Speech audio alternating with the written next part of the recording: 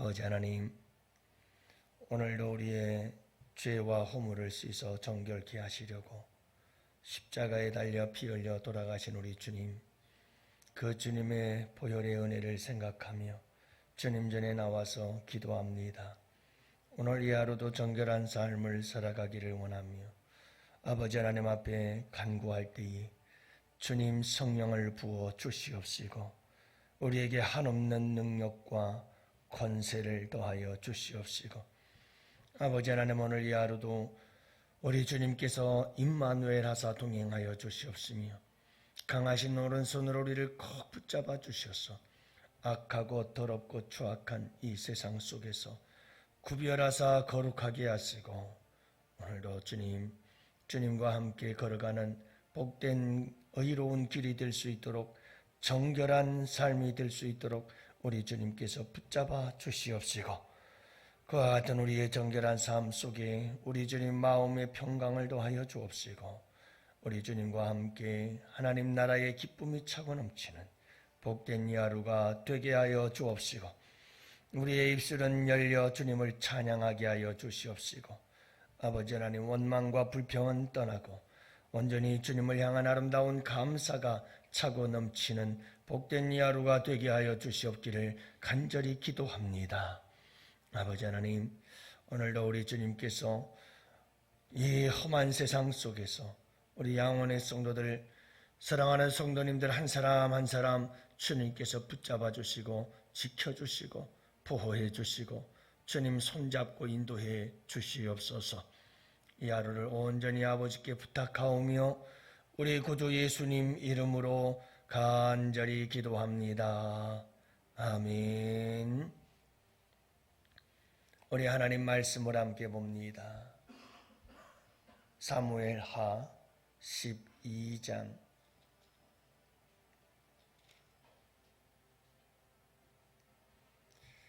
사무엘하 12장 우리 1절 말씀서부터 함께 보십니다. 우리 1절 말씀부터 6절 말씀 다 같이 함께 보십니다. 여호와께서 나단을 다윗에게 보내시니 그가 다윗에게 가서 그에게 이르되 한 성읍에 두 사람이 있는데 한 사람은 부하고 한 사람은 가난하니 그 부한 사람은 양과 소가 심히 많으나 가난한 사람은 아무것도 없고 자기가 사서 기르는 양은 작은 암양 새끼 한 마리뿐이라.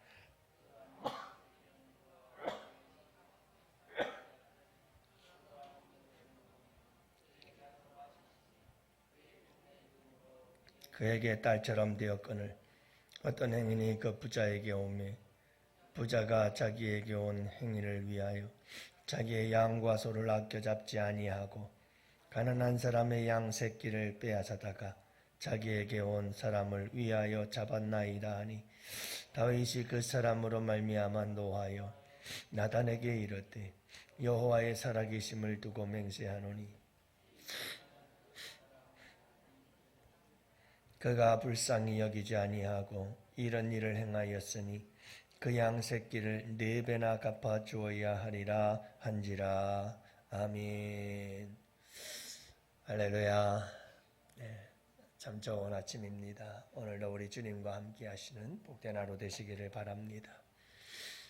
우리 예수님께서는 우리의 정결함을 위해서 십자가 지셨습니다. 생명을 내어주셨죠. 여러분, 생명 내어 걸고 정결한 삶을 살아가는 것이 마땅히 우리가 살아가야 할 삶의 자세입니다. 오늘도 우리의 마음과 생각, 우리의 입술과 우리의 모든 삶의 일거수일투족 주님 앞에서 정결한 삶이 될 수 있기를 축복합니다. 상담학에서 보면 자기 성찰 지능이라는 것이 있습니다. 다른 말로 말하면 자기 객관화 지능이다 이렇게 말하기도 하고요. 자기 이해 지능이다라고 말하기도 해요. 자기를 얼마나 이해하느냐는 거예요. 여러분들 잘 생각해 보세요. 내가 나를 얼마나 이해하고 있는가? 내가 나를 얼마나 잘 보고 있는가? 내가 나를 얼마나 잘 객관화해서 나라고 하는 존재를 잘 알고 있느냐 이 말이에요. 이게 자기 성찰 지능이라고 하는 건데, 자기가 가지고 있는 내가 누구인지를, 어떤 존재인지를 알고 내가 어떤 감정의 상태, 어떤 감정의 변화들을 일으키고 있는지 매 삶의 순간순간 계속해서 나를 잘 알 수 있는 능력이에요. 여러분, 내 성격이 어떤지, 내 기질이 어떤지를 잘 알고, 그리고 끊임없이 나에 대해서 성찰하고 나를 이해하고 나를 잘 아는 거, 이게 굉장히 중요한 능력 중의 하나입니다. 성공한 사람들의 공통적인 특징이 바로 여기에 있다고 그러잖아요. 그리고 여러분, 내가 나를 잘 알 때 내 인생을 잘 드라이브 하는 거예요. 운전을 잘 할 수가 있어요. 내가 나를 모르는데 어떻게 내가 나를 운전하며 가겠어요, 내 인생에서? 그러니까 여러분, 내가 나를 잘 이해하고 내가 나를 객관화해서 나를 잘 바로 바라볼 줄 알 때 나는 내 인생을 잘 운전하며 나아가. 그래서 멋진 내 인생의 드라이버가 되어 내 인생을 아름답게 만들고 갖고 나갈 수 있어서 결국은 이런 사람들의 삶은 성공할 수밖에 없다라고 하는 거예요. 자기 성찰 지능이 떨어지고 자기 이해 지능이 떨어지는 사람들이 있어요. 이런 사람들의 특징이 뭔지 아세요? 자기를 보지 않고 자꾸 남만 봐요. 남을 보느라고 정신없는 사람들이 있어요. 정말 정신 빠진 사람들이에요. 다른 사람에 대해서는 너무너무 잘 보고 알고 이렇다 저렇다 판단하고 정죄하고 비난해요. 근데 그러면 그럴수록 자기를 못 보는 거예요. 그래서 자기 객관화 지능이 떨어지고 자기 이해 지능이 떨어지고 자기 성찰 지능이 떨어져요. 못 보는 거죠. 여러분들이 인생을 살다 보면 그런 사람들 주변에 많습니다. 정말 답답할 정도예요. 왜 저렇게 자기를 모르지? 왜 저렇게 자기를 못 보는 걸까? 왜 자신을 저렇게 모르는 걸까? 속이 터질 정도로 답답한 사람들이 있어요. 정말 자기 성찰 능력이 떨어지는 거예요. 여러분들은 어떻게 생각하세요? 나를 얼마나 잘 보십니까? 오늘 말씀해 보면 정말 인간이라고 하는 존재는 어떤 존재인가를 잘 알 수 있어요. 성경을 보면 그 위대했던 사람 다윗조차도 여러분 자기 자신을 보는 것이 그리 쉽지가 않다는 걸 알 수가 있어요. 우리 예수님의 말씀이 참 진리라는 걸 우리가 부인할 수가 없죠.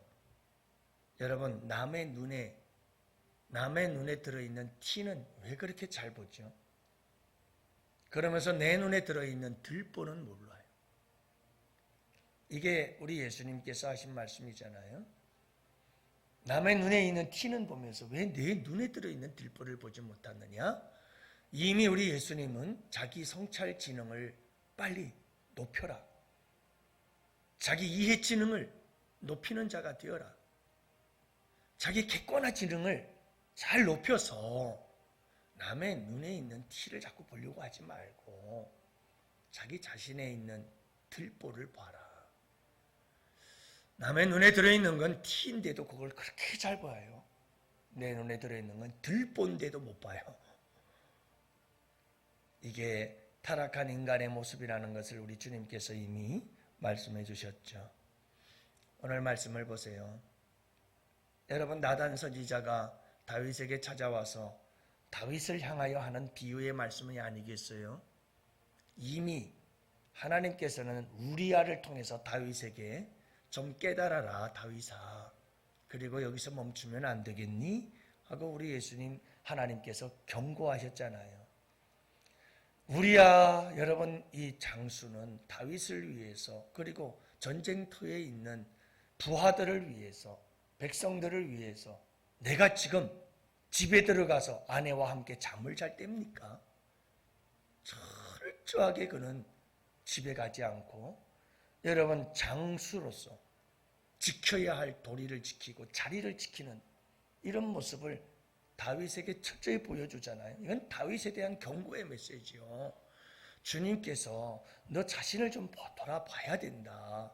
그리고 지금 다윗 내가 지금 어떤 자리에 서 있는지 아니? 빨리 여기서 멈춰라 하는 주님의 경고의 메시지예요. 몰라요. 깨닫지 못해요. 계속해서 그는 죄를 저지르고 있어요. 오히려 우리아를 죽이려고 하는 이런 편지를 써서 요압에게 보내죠. 답답한 거예요. 나단 선지자가 왔어요. 나단 선지자가 와서 비유로 말씀을 하죠. 자, 어떤 마을에 한 사람, 두 사람이 있는데 한 사람은 부자야. 양과 소가 많아, 힘이 많아. 모든 게 다 자기 거지요. 누구 얘기예요? 다윗의 이야기예요. 다윗 이야기예요. 자, 그런데 그 동네에 가난한 이웃이 하나 있었다. 그 이웃에게는 아무것도 없고 단지 암, 양, 새끼 한 마리.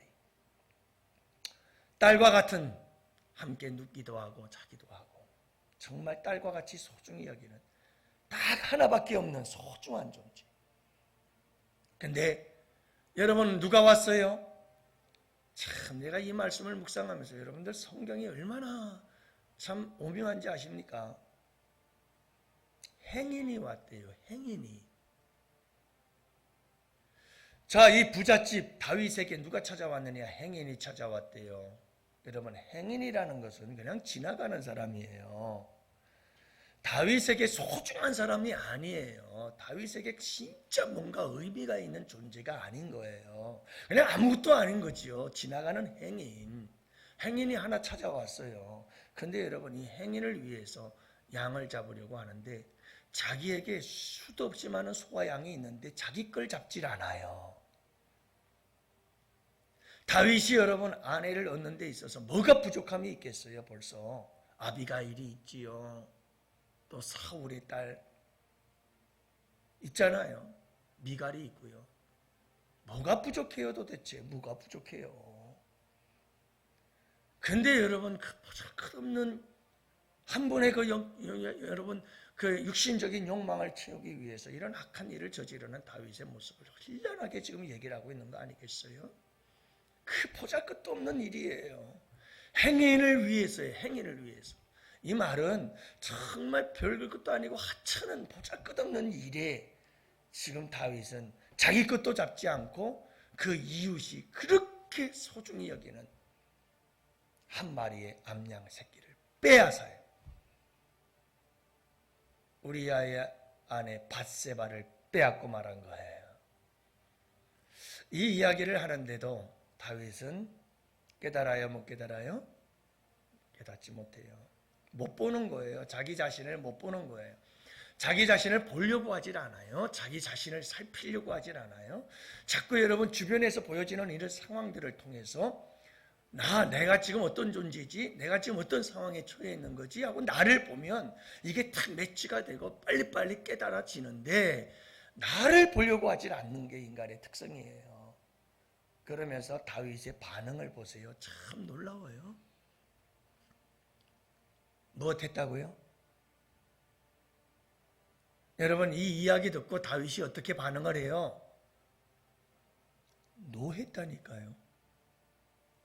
화가 나가지고 누구 때문에 화났을까요? 그 부자 때문에 화난 거예요. 그 부자가 누구죠? 자기예요. 자기 자신 때문에 화가 난 거예요. 결국은. 근데 그게 자기 자신인지 몰라요. 막 화가 나가지고 다윗이 막 분노하면서 그런 부자가 있다면 그놈은 그건 죽어서 마땅하지. 따라합시다. 죽어 마땅하지. 다시 한번요. 이거 중요한 말씀이에요. 죽어 마땅하다.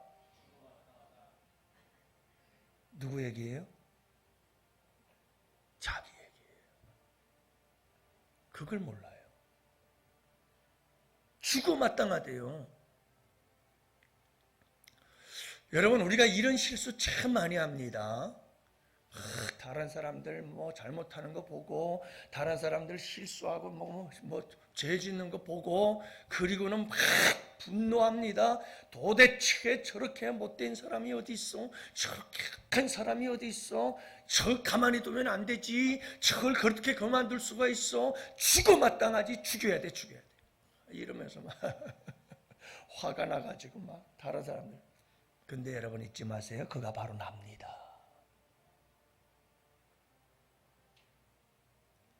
여러분 그게 바로 나의 모습이에요.